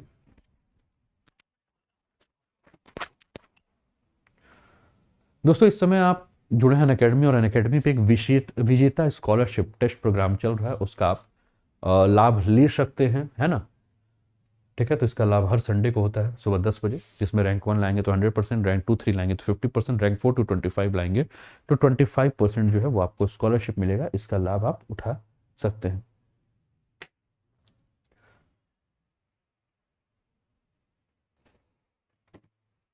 इसके अलावा दोस्तों ये कुछ बैचेस हैं। सारथी free mini course UPPSC prelims को ध्यान में रखते हुए 13 से 16 फरवरी तक जो है वो चल रहा है। तो दोस्तों इसमें आप देख रहे होंगे कि वो प्लस की वो क्लासेस जिस पर हम लोगों ने किसी कारण से वो टॉपिक हो नहीं पाया, तो उस टॉपिक को जो है वो हम यहाँ जो है वो कवर कर रहे हैं आप लोगों के साथ, ठीक है। तो इसको ज्वाइन कीजिएगा, जिस समय हम लोग लोकल विंड्स पढ़ रहे थे, है ना, उसी को कंटिन्यू करेंगे। इसके अलावा कुछ बैचेस है दोस्तों, आप लोग इसका लाभ उठा सकते हैं। अगला न्यूज है आपका, ये न्यूज जो है वो पीआईबी से लिया गया है, पीआईबी का न्यूज है 11 states reports distribution of fortified rice in identified district under the pilot scheme of fortification of rice and its distribution under public distribution system यानी कि PDS. The pilot scheme is for period of 3 years beginning in 2019-20 with total outlay of 174.64 crore. तो the union minister of state consumer affairs food and public distribution Shri Ashwini Kumar Choubey in a written reply to question in Rajya Sabha informed that Government of India approved the centrally sponsored pilot scheme on fortification of rice and distribution under public distribution। तो ये जो है वो आपका जो सरकारी योजना है, गवर्नमेंट जो स्कीम पे जो प्रश्न आते हैं उससे संबंधित ये टॉपिक है ना, फोर्टिफिकेशन से संबंधित, यानी कि जो चावल है उसके अंदर क्या किया जाए, उसको फोर्टिफाइड किया जा रहा है, उसकी पौष्टिकता को और बढ़ाकर जो है उस पर काम किया जा रहा है, ठीक है। तो राइस फोर्टिफिकेशन के बारे में हम बात करें तो हमने कहा कि जो उपभोक्ता खाद्य मामलों के जो मंत्रालय हैं, अश्विनी कुमार जी जो है उन्होंने राज्यसभा को सूचित किया है कि वर्ष 2019-20 से शुरू होने वाली 3 वर्ष की अवधि के लिए सार्वजनिक वितरण प्रणाली के तहत चावल का फोर्टिफिकेशन और इसके वितरण पर केंद्रित परियोजना पायलट योजना को जो है वो मंजूरी प्रदान की गई है। अब ये योजना जो है इसका उद्देश्य क्या है? तो दोस्तों एक दिन आपको और भी मैंने बात में बताई थी कि भारत में सबसे बड़ी जो समस्या हमें देखने को मिल रही है महिलाओं में, चाहे वो गर्भवती महिलाएं हैं, चाहे स्तनपान कराने वाली महिलाएं हैं, चाहे आपके छोटे छोटे बच्चे हों, बालक बालिकाओं हों, उसमें हमने सबसे बड़ी समस्या किसकी देखी है? कुपोषण की समस्या देखी है। और कुपोषण में अगर हम बात करें तो सूक्ष्म पोषक तत्वों की कमी उनके रक्त में और साथ में एनीमिया यानी कि आयरन की कमी के बारे में बात की है। और इसको खत्म करने के लिए भारत जो है वो क्या कर रहा है? फोर्टिफाइड राइस का जो है डिस्ट्रीब्यूशन पीडीएस सिस्टम के माध्यम से जो है वो करा रहा है कि लोगों को जो इस प्रकार के चावल मिले जिससे कि उनके शरीर के अंदर जो भी माइक्रो न्यूट्रिएंट्स की जो कमी है, सूक्ष्म पोषक तत्वों की जो कमी है, उसकी पूर्ति जो है इसके माध्यम से की जा सके। अब इस योजना के तहत जो है वो भारतीय खाद्य निगम 2021-22 के तहत एकीकृत बाल विकास सेवा और मध्याह्न भोजन योजना के अंतर्गत देश के सभी जिलों में फोर्टिफिकेशन चावल की खरीद और वितरण के लिए एक व्यापक योजना अपनाने का भी जो है आह्वान किया जा रहा है। वर्तमान में अगर हम बात करें दोस्तों तो मध्याह्न प्रधानमंत्री योजना को जो है वो प्रधानमंत्री पोषण योजना के रूप में जो है उसका नाम बदल गया। जो मिड डे मील था उसको प्रधानमंत्री पोषण योजना के नाम से जाना जा रहा है। और विशेष रूप से 112 आकांक्षी जिलों को इस पर जो है वो आपूर्ति, मतलब इस चावल की आपूर्ति किए जाने के ऊपर जो है वो ध्यान दिया जा रहा है, क्योंकि माना जा रहा है 112 आकांक्षी जिले ऐसे हैं, मतलब लोग टोटल जो भारत के जिले हैं उसमें से 112 जिले ऐसे हैं जहां कुपोषण की समस्या बहुत ज्यादा है। तो यहाँ जो है इस योजना के माध्यम से जो है इस फोर्टिफाइड राइस को जो है वो पहुंचाया जा सके। योजना का उद्देश्य क्या है दोस्तों? तो योजना के उद्देश्य के बारे में बात करें तो जो आपका पब्लिक डिस्ट्रीब्यूशन सिस्टम है यानी कि सार्वजनिक वितरण प्रणाली है, इसके माध्यम से देश के 15 जिलों में फोर्टिफाइड चावल का वितरण करना है। जिसके तहत अगर हम बात करें तो इसका कार्यान्वयन प्रारंभिक चरण में प्रति राज्य एक जिले का जो है वो चयन किया गया है। फोर्टिफाइड चावल के वितरण के लिए पीडीएस यानी कि सार्वजनिक वितरण प्रणाली के तहत चयनित जिलों में राष्ट्रीय खाद्य सुरक्षा अधिनियम के लाभार्थियों को जो है वो कवर करने की बात की गई है। राज्य और केंद्र शासित प्रदेशों और खाद्य और सार्वजनिक वितरण विभाग के बीच जो है वो क्रॉस लर्निंग और सर्वोत्तम प्रथाओं को जो है वो साझा करने की भी जो है वो सुविधा प्रदान की गई है। विभिन्न आयु एवं लिंग समूहों में लक्षित सूक्ष्म पोषक तत्वों की कमी को कम करने के लिए लक्षित आबादी हेतु फोर्टिफाइड चावल के प्रावधान, कवरेज और उपयोग के साथ साथ फोर्टिफाइड चावल की खपत की दक्षता, प्रभावशीलता का मूल्यांकन करने की बात की गई है। फूड फोर्टिफिकेशन क्या होता है? तो फूड फोर्टिफिकेशन, जिसको कि हम फूड एनरिचमेंट भी कहते हैं, जिसमें कि हम क्या देखते हैं कि चावल, दूध, नमक जैसे जो भी आपके खाद्य पदार्थ होते हैं जो कि विटामिन और मिनरल्स के प्रमुख स्रोत हैं और खनिजों के प्रमुख स्रोत हैं, जिसमें कि आपका iron, iodine, zinc, vitamin A, vitamin D, इसको क्या करता है? संलग्न किया जाता है ताकि इसमें पोषण सामग्री में जो है वो सुधार लाया जा सके। इसमें जो है वो प्रसंस्करण के पहले पोषक तत्व को मूल रूप से भोजन में मौजूद जो हो सकते हैं, नहीं भी हो सकते हैं, उसके अंदर मिलाया जाता है। अब इसमें जो है वो चावल का फोर्टिफिकेशन किया गया है, यानी कि चावल का जो है उसमें जो न्यूट्रिएंट्स है उसकी एनरिचमेंट की गई है। तो खाद्य मंत्रालय के अनुसार ये कहा गया है कि जो भी आहार है इसमें जो भी आपके विटामिन या जो भी आपके मिनरल्स यानी कि खनिज होते हैं, अगर ये खनिज या मिनरल्स कम है तो इसको क्या किया जाएगा? इसके अंदर उसको बढ़ाया जाता है, ठीक है ना। और इससे क्या होगा कि जैसे चावल के अंदर फोर्टिफिकेशन किया जा रहा है तो इससे चावल का जो फोर्टिफिकेशन है एक लागत प्रभावी और पूरक रणनीति है। और एफएसएसआई के मानदंड के अनुसार कहा गया है कि 1 किलो फोर्टिफाइड चावल में लगभग अगर हम बात करें तो आपका आयरन की जो मात्रा है वो 28 मिलीग्राम से लेकर 42 मिलीग्राम, फोलिक एसिड की मात्रा 75 से 125 मिलीग्राम है माइक्रोग्राम, ठीक है। विटामिन की मात्रा जो है B12 0.75 से लेकर 1.25 माइक्रोग्राम होगा। इसके अलावा चावल को zinc, vitamin A, vitamin B1, B2 और B3, विटामिन B6 के साथ सूक्ष्म पोषक तत्वों के अकेले या संयोजन से जो है वो क्या किया जाएगा? और भी मजबूत किया जाएगा कि जो भी लोग, खासकर लक्षित जो समूह है जिसके अंदर जो है वो क्या है, माल न्यूट्रिशन यानी कि आप क्या देख रहे हैं कि कुपोषण की समस्या होती है, तो उसके अंदर से कुपोषण की समस्या को जो है वो इसके माध्यम से समाप्त कर दिया जाए और जो राशन में जो चावल का वितरण किया जाता है वो इसी फोर्टिफाइड राइस को जो है वो दिया जाए, ठीक है ना। फोर्टिफिकेशन की आवश्यकता क्यों है? तो भारत में हमने देखा है कि महिलाओं और बच्चों में कुपोषण का स्तर बहुत अधिक है। तो खाद्य मंत्रालय के अनुसार जो है वो कहा गया है कि हर दूसरे से तीसरा बच्चा या महिलाएं हमें क्या दिख रहे हैं? कुपोषित दिख रही हैं। उसके अंदर क्या है? खनिज और मिनरल, आपके खनिजों की, विटामिन की कमी है। तो इस फोर्टिफाइड चावल के माध्यम से इस आवश्यकता की जो है वो पूर्ति की जा सके। वैश्विक भूखमरी सूचकांक यानी कि ग्लोबल हंगर इंडेक्स 2021 में भारत को 116 देशों में 101वां स्थान प्राप्त हुआ था, जबकि 2020 में ये 94 स्थान पे था। सूक्ष्म पोषक तत्वों की कमी या सूक्ष्म पोषक तत्व कुपोषण, जिसे छिपी हुई भूख के रूप में भी जाना जाता है, जो कि एक गंभीर स्वास्थ्य जोखिम है ना।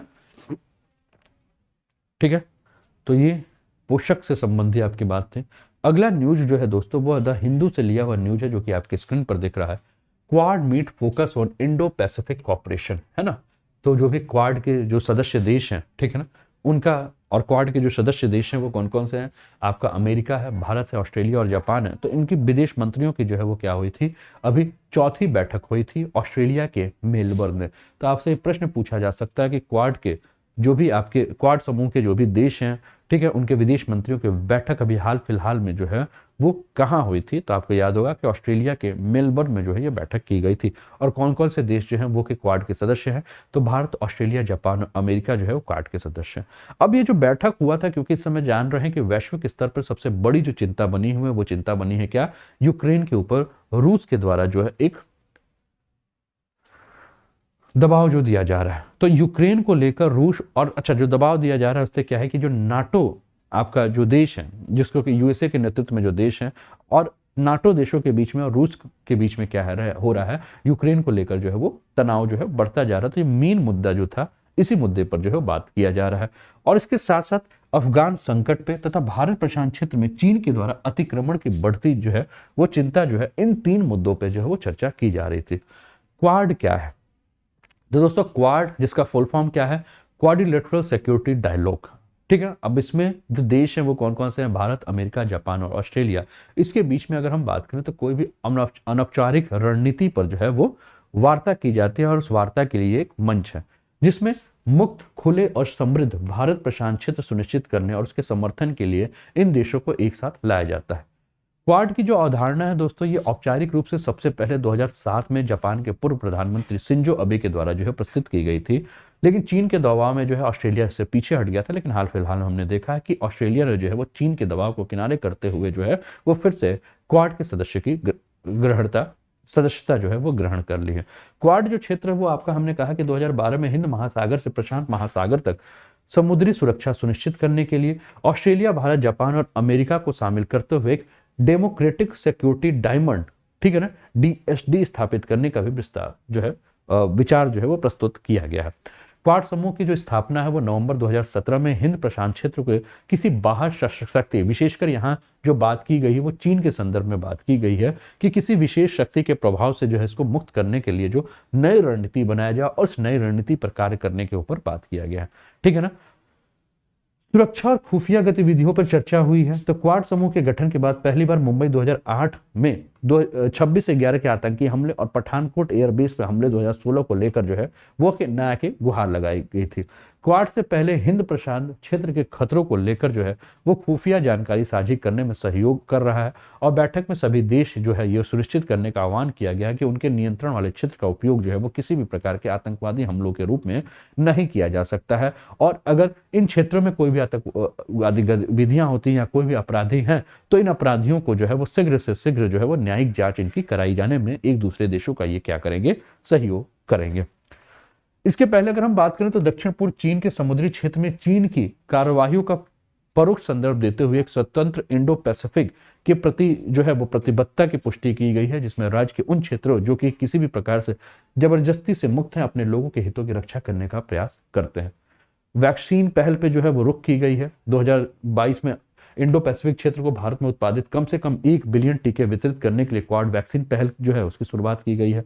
म्यांमार संकट जो है इस समय हम देख रहे हैं, क्योंकि म्यांमार संकट हम देख रहे हैं कि लगभग 1 साल हो चुका है, जिसमें कि जनता के द्वारा जो चुनी हुई सरकार है उसको सेना के द्वारा जो है वो पदच्युत कर दिया गया है। ठीक है, जिसके चलते हम वहां क्या देख रहे हैं कि हिंसा हो रहा है ना। तो म्यांमार को लेकर भी जो है काफी चिंता जताई गई है, क्योंकि म्यांमार भी जो है वो आपके इंडो पैसिफिक क्षेत्र का एक देश है।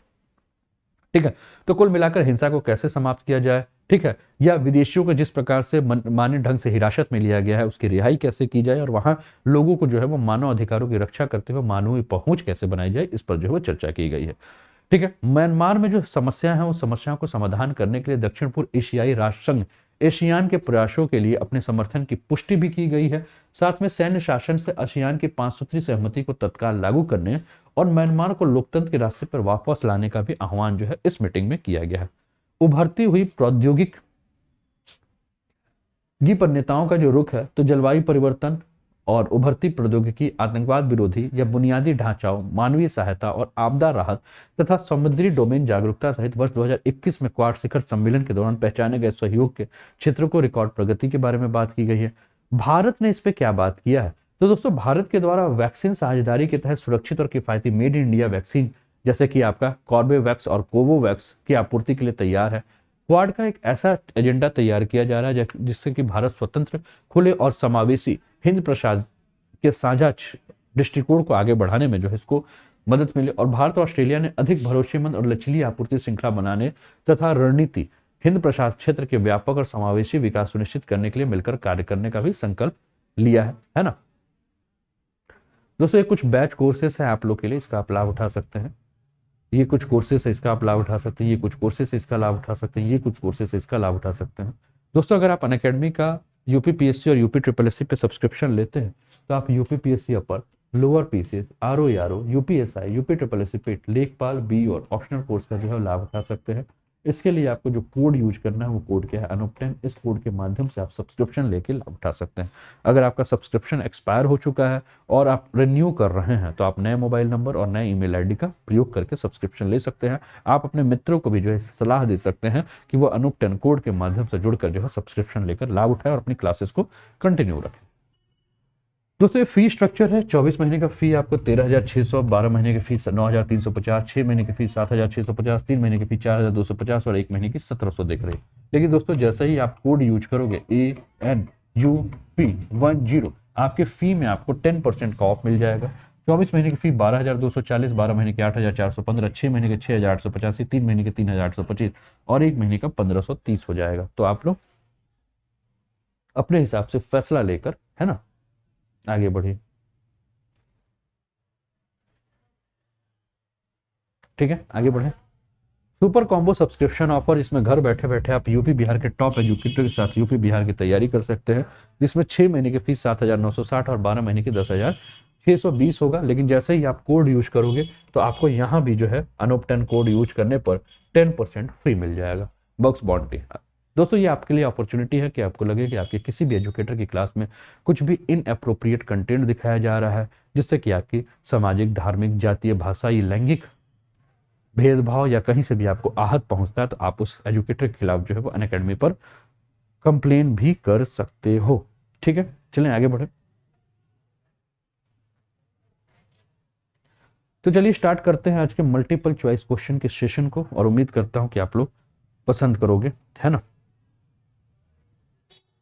तो फटाफट हम लोग मल्टीपल चॉइस क्वेश्चन के सेशन को स्टार्ट करते हैं, और जो भी स्टूडेंट अभी तक नहीं जुड़े हैं वो फटाफट मल्टीपल चॉइस क्वेश्चन के सेशन में जुड़ जाइए। देखते हैं क्या क्या इंपॉर्टेंट है आज का multiple choice question session current affairs का।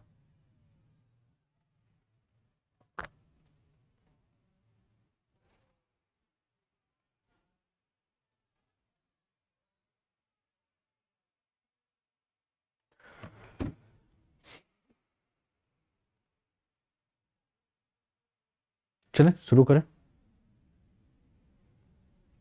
पहला प्रश्न आपकी स्क्रीन पर, टाटा सन्स का चेयरमैन निम्न में से किसे 5 वर्ष के लिए फिर से नियुक्त किया गया है? एन चंद्रशेखर, राजेश गोपीनाथन, साइरस मिस्त्री या रतन टाटा?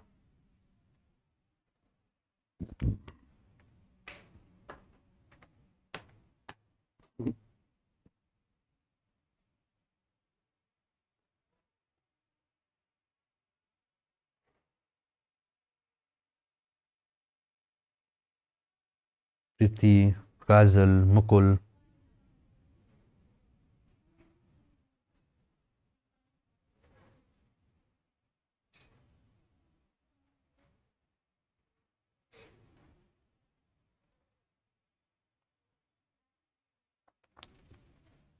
सचिन, अनीता? तो दोस्तों, जिन्होंने कहा एन चंद्रशेखर, वो सभी के उत्तर जो हो सही, और एन चंद्रशेखर को जो है टाटा सन्स का चेयरमैन जो है फिर से नियुक्त किया गया है। और टाटा सन्स समूह के होल्डिंग कंपनी है, और एन चंद्रशेखर ने टाटा सन्स का बागडोर जो है 2017 से जो है संभाला। अगला प्रश्न है, self force global digital skills index 2022 में निम्न में से किस देश को शीर्ष स्थान प्राप्त हुआ? नेपाल, चीन, भारत या बांग्लादेश? शिव। और फटाफट एक बार क्लासेस के लिंक को शेयर भी कर दीजिए।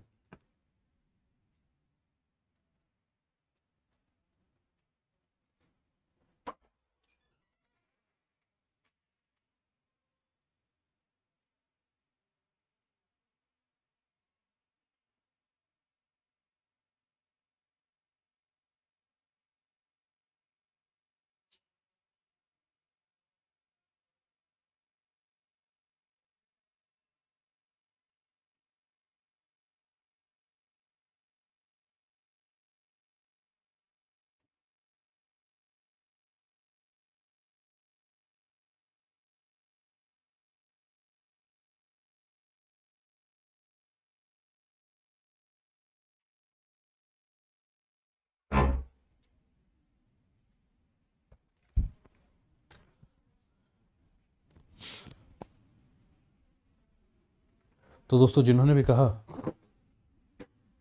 भारत, वो सभी के उत्तर जो है वो सही है। और self force global digital skills India, sorry skill index 2022 में भारत ने सर्वोच्च जो है वो स्थान हासिल किया और इंडेक्स 19 देशों की तुलना में जो है वो बनाया गया। और इस सूचकांक की गणना नए डिजिटल कौशल और कर्मचारी भावनाओं को सीखने में नागरिकों की तत्परता के आधार पर की गई है। ठीक है। अगला प्रश्न है, मद्रास उच्च न्यायालय के नए न्यायाधीश के रूप में किसे नियुक्त किया गया है? राहुल सचदेव, मुनीश्वरी नाथ भंडारी, अनिल कुमार अग्निहोत्री या कमल मल्होत्रा? सुम्बुल, स्वागत है। आपको बताने का राइट आंसर क्या है। फटाफट जो अपने सारे मित्रों के साथ जो है क्लासेस के लिंक को शेयर कीजिए।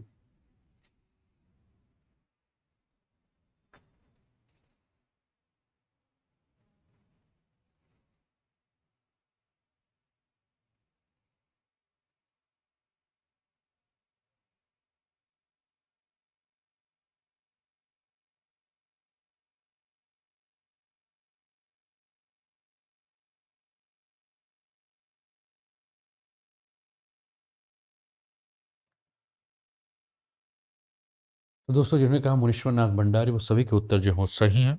ठीक है। अगला प्रश्न है, HIV वायरस की खोज करने वाले किस नोबेल विजेता वायरलिस्ट का 89 वर्ष की उम्र में निधन हो गया? John B Goodenough, Joachim Frank, Luc Montagnier या जैक्स डुवो चेट?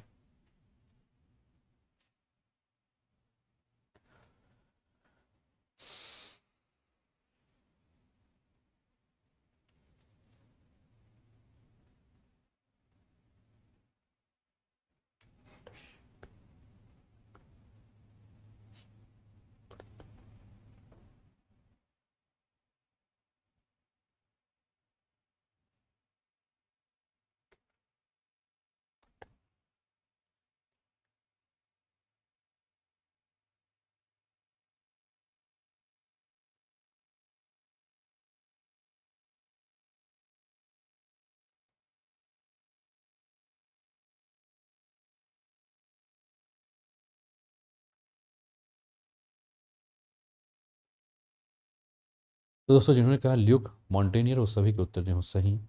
अगला प्रश्न है, विश्व रेडियो दिवस, वर्ल्ड रेडियो डे, निम्न में से किस दिन मनाया जाता है? 12 अगस्त, 25 नवंबर, 10 मार्च या 13 फरवरी?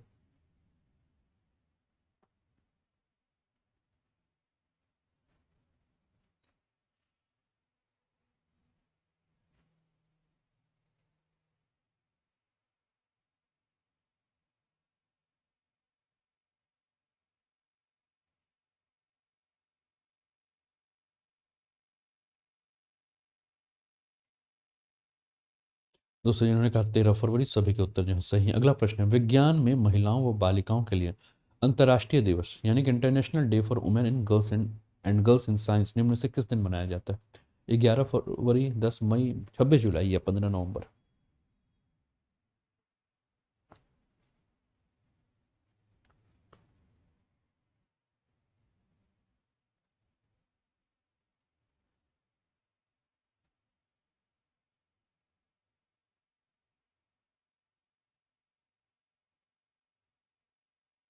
दोस्तों जिन्होंने कहा 11 फरवरी, वो सभी के उत्तर जो है वो सही है। अगला प्रश्न है, केंद्र सरकार ने कितने करोड़ रुपए की लागत से 2025-26 तक अगले 5 वर्षों के लिए बड़े पैमाने पर पुलिस आधुनिकीकरण कार्यक्रम को जारी रखने की मंजूरी दे दी है? 22,275, 26,275, 36,275 या 20,275? ठीक है। और सबके आगे करोड़ लगा लीजिएगा।